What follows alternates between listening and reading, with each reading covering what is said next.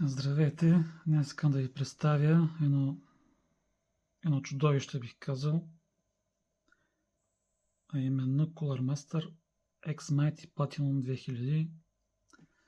Това е захранване 2000 ватово 80 плюс Platinum. ATX 3.1 захранване. Веднага искам да ви кажа, че това не е за всеки потребител. 99% от случаите е оверкил. Предимно се използва за AI и Machine Learning конфигурации с 2 и повече 5090 или 490, каквато е и моята идея. Сигурно повече от вас не са знали, че въобще съществува такова нещо, но ето, че е факт. Cooler Master са го направили. Какво мога да кажа за него?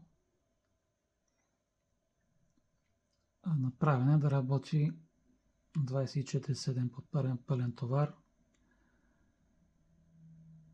и за екстремен overclocking. Има доста иновации в него, като Active Bridge Rectifier, технологията, която е за вид транзистори, активни транзистори, които намаляват загубата на енергията и топлината, която е критична при 2000 вата товар. Също така има 7 степен на топлинна структура. Радиаторът е масивен от алуминий,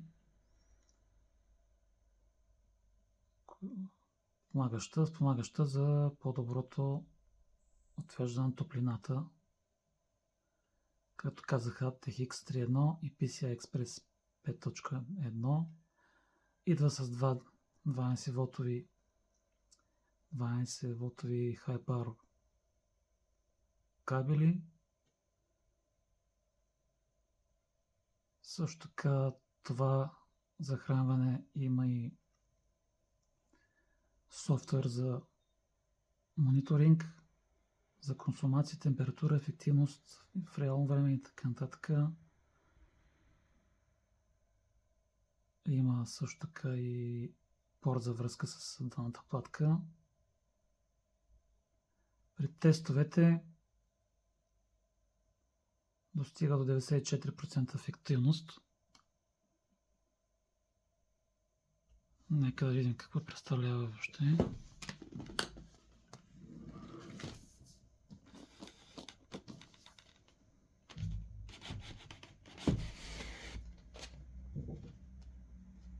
Кутията е доста голяма. Предполагам, има доста неща вътре.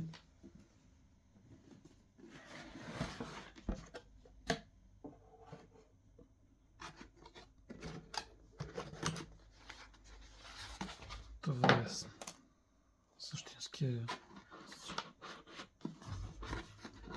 същинското захранване. Тук предполагам са кабелите. Има инструкции, разбира се. Това са кабелите, захранваш кабел.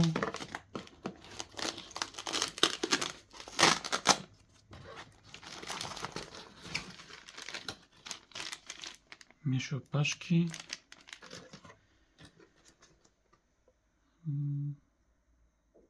Доста добре изглеждат кабелите, доста меки. За кабел менеджмент са перфектни, бих казал. Искам да намеря един от High Power кабелите. SATA кабели.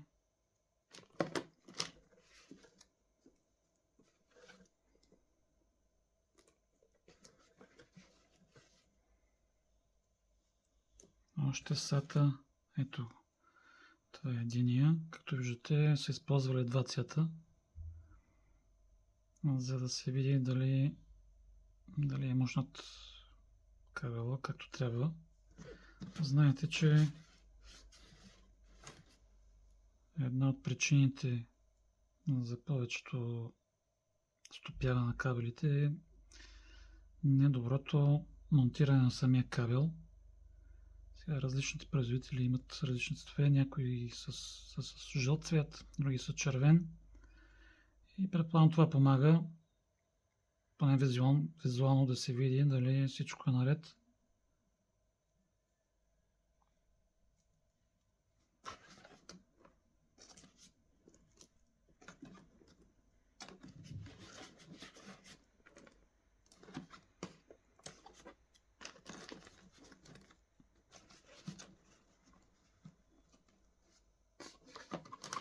Изцяло модулно е захранването за този ценови диапазон. Нямам как да е друго вече.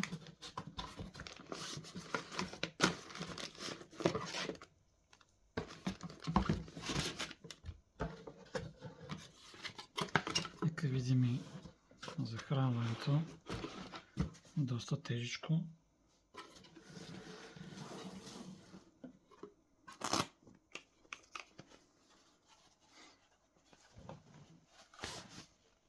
Ето го и него.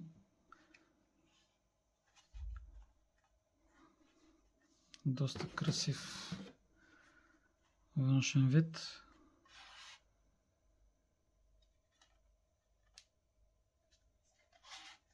Ето го и радиатора. Почти целият си е радиатор.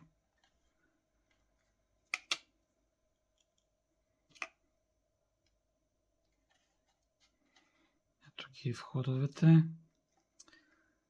за дъното. Ето ги и двата High Power входа. PCI Express, SATA входовете.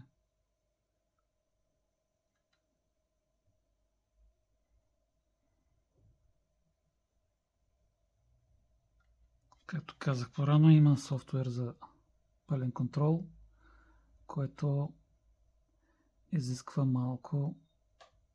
Има големи изисквания за мрежовото захранване. Иска се стабилна инсталация, което по принцип би трябвало да важи за всички захранвания. Плюсове за... Какви са плюсовете на това чудовище? 2000 вата. Цената, бих казал, е добра в сравнение с еквивалентите на Seasonic и Corsair. Този специално струва около 260 евро минимум.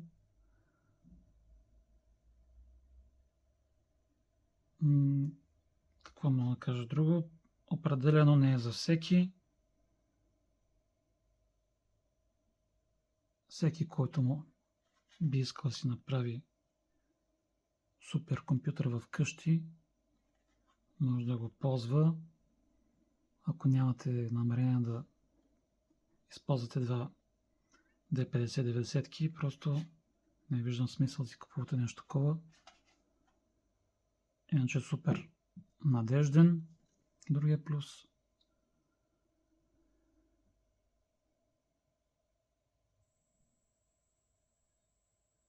Надявам се да ви е от полезно видеото за някой.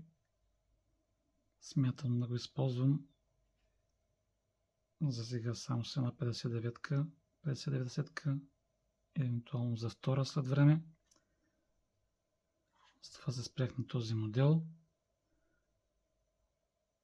Колкото повече, толкова повече, както се вика. Благодаря. Това е третото ми видео. Мисля да направя още едно за дъното и още едно ревю за видеокартата. И след това искам да направя едно видео за цялата система. Това е за сега. Довиждане.